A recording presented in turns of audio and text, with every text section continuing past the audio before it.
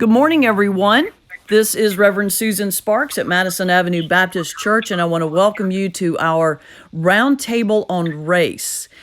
Every 2 weeks, we feature a member of our community of faith, a member of color, who shares their story, their struggles, their hopes, and their joys. And they share these via either video or audio. And today we want to feature our member, Dwayne Land. Dwayne has been a member of our church for over 20 years. He is a longtime member, and he is coming to us via audio. And we are so honored to have you, Dwayne, to be with us today. Welcome. Hello. Dwayne, let me start with just a general question. I know you grew up in Jacksonville, Florida. Why don't you share with us what it was like to grow up in Jacksonville, Florida back in the 1960s and 1970s as a young man of color? Growing up there wasn't the best experiences that I encountered growing up.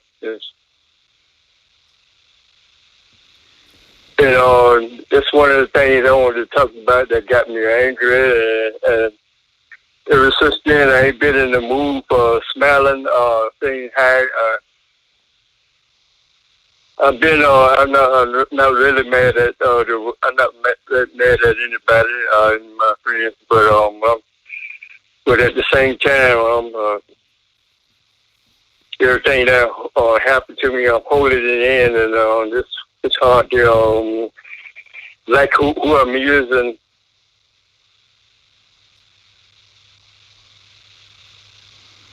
People that's even people that's kind to me, it's hard to say hi.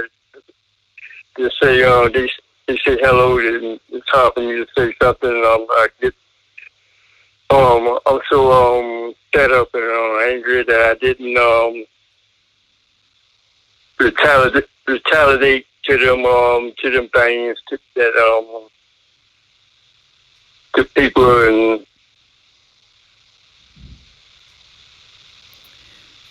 Dwayne, tell us. Sorry, go ahead, Dwayne. Sorry. Yeah,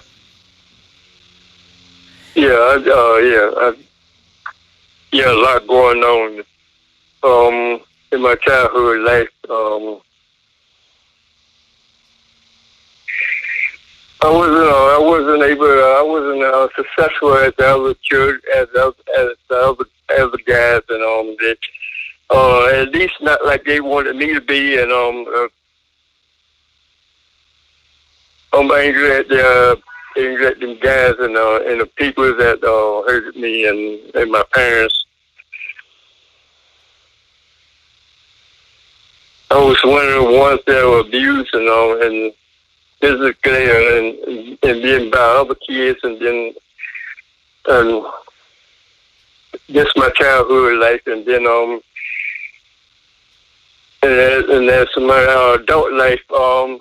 Being black in America, living down south, it was hard. I'm the type of guy that used to walk around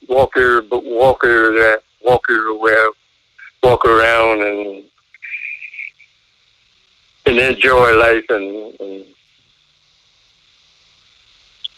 go walking just to do something. Go around looking around and enjoy life, looking at things. Yeah, looking at things that interest me and walk back and forth to work every day. Walk 8 miles a day. Most of that every day. I used to enjoy walking. I used to enjoy it too. What happened? I deal with a little racist down there. Sometimes people drive by you and try to talk to you throw stuff at you, and this was mess bother you, and it was racist, and then I had problems with my own color, and not just with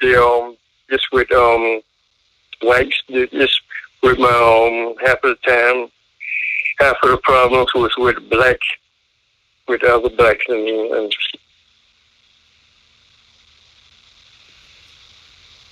I think I've probably been through more than with the blacks than whites and the thing.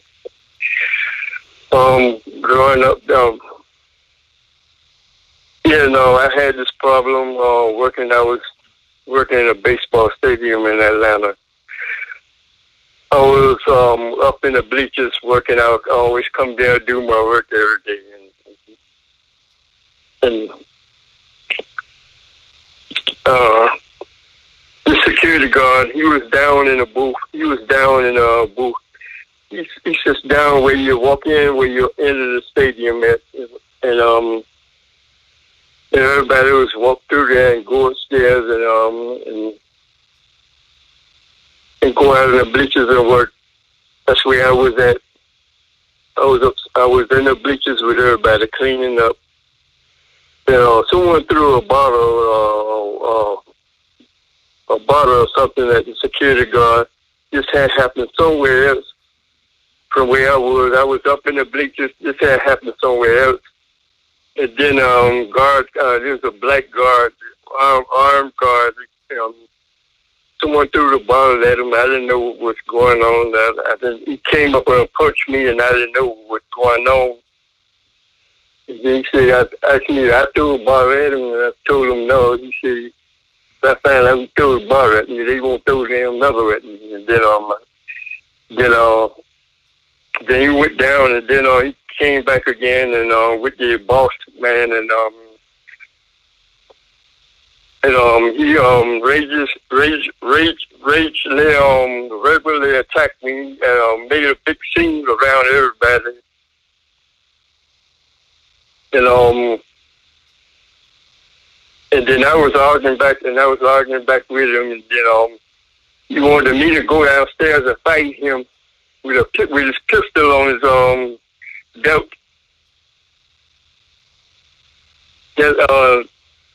Like he wanted to shoot me or like he wanted to murder me. He was so the boss man said he was pissed off, and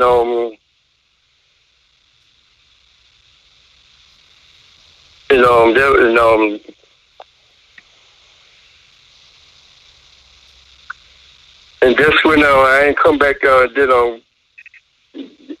He had found out, and he had found out that it wasn't me, and then he gonna apologize that he falsely accused me. I don't know if I should say this on him, but I'm gonna use it another way. I would like screw him, and I wanted to knock him out. I wanted to.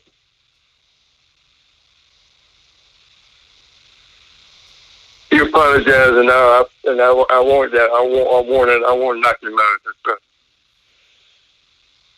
And that day, I didn't come back to work. That day, I didn't come back to work, and I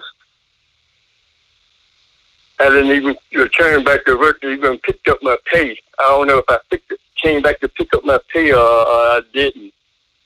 I don't think I went back there to even pick up my pay. What I worked for. And then from that day forward, I feel rated when someone picks on me, single me out. I blow up at them. I blow up. And get irritated when someone picks on me or single me out. And from that day forward, I've been bitter, and I've really in a smiling mood. I ain't been in the mood since then. Dwayne, Dwayne, that was Mm-hmm. it takes so much courage to share a story like that and to share the stories that you've been sharing with us. And I just want to thank you for that courage that you would open up and share that with us. I can't imagine the pain and the anger that you still must carry from that. And so I have to then ask you, you've been a member of our church for a long, long time, and I wonder, how does your faith help you deal with that anger and help you deal with living in this world with surrounded by a lot of folks that are carrying racism and hatred? I don't know. It's hard to deal with. Yeah. Yeah, yeah, I ain't got many. I'm so angry. I ain't got many friends in my life. I don't like people. No, I don't wanna. The only reason I'm with Madison Avenue Baptist Churches, because I can't live alone in the world, and I got to have people in some people in my life at some point, some kind of people in my life. And, can't live alone in the world, and the people at church got a lot of nice people at church, that likes me, and I want to, another thing I want to get out. I want to let everybody know that sometimes people kind to me. I'm so fed up with I just blow up. Even if that I'm not really mad at them. I'm really mad at me and the security guard and other people that hurted me. And I'm not nothing to do with my friends now that I have at church. It's just what I went through, and I'm just dealing with it the best way I can. Sometimes I've been coming when I've been coming to church. I've really been I really been in the mood to pass peace, say hi or nothing. I really didn't want to pass peace, but I did, and to show that I was just angry, and I just get that way. Sometimes wish horrible things happen to me, and that's the way I'm in. Dwayne, what you said is so very powerful for all of us, which in that quote, I just want to go back to what you said earlier, which is we can't live alone in the world. We need each other. And that's just so poignant and powerful. And it's so true for all of us. The idea that, we're strong, you're strong, we're all, each of us brings strength to the table, but the idea that we try to exist in the world by ourselves, it just, it's too much. And we need our community to help get us through, which leads me kind of to our last question that I want to ask you. Our church is very blessed with a lot of new babies and a new generation coming through. Dwayne, what is your hope for the future of these new little kids and for our world? One day I hope to show them a lot about me, what I like to do, and show them,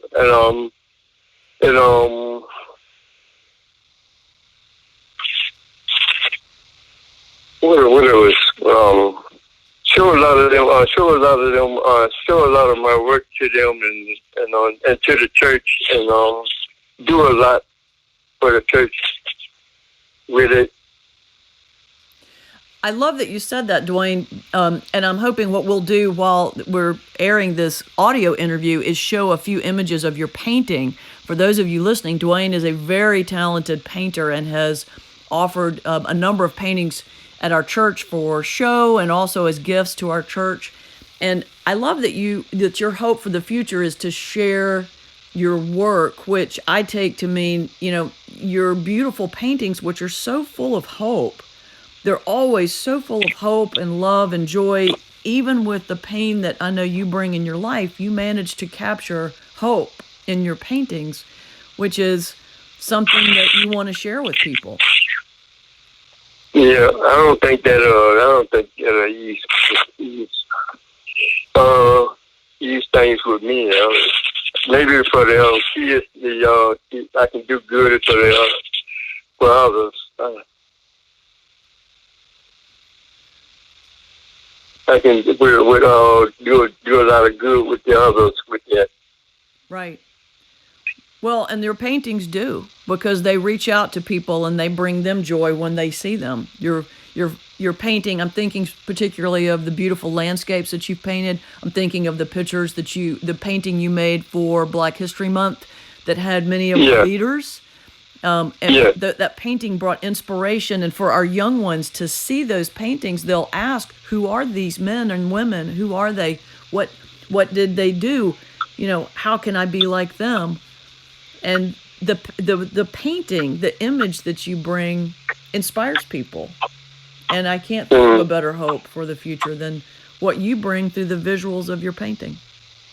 I hope to get even better someday, one of the days, even better at it, even more better.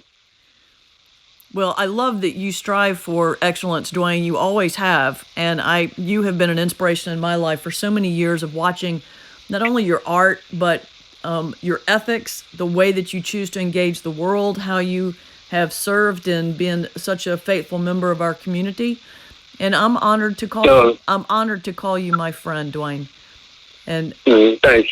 And I thank you so much for taking your time today to share your story. I know there's so much more to tell, and I look forward to us having more conversations. And I invite our listeners also to reach out to Dwayne and ask questions and to find out more about Dwayne's story and to be inspired by what he shared today. Dwayne, thank you so much. You're welcome.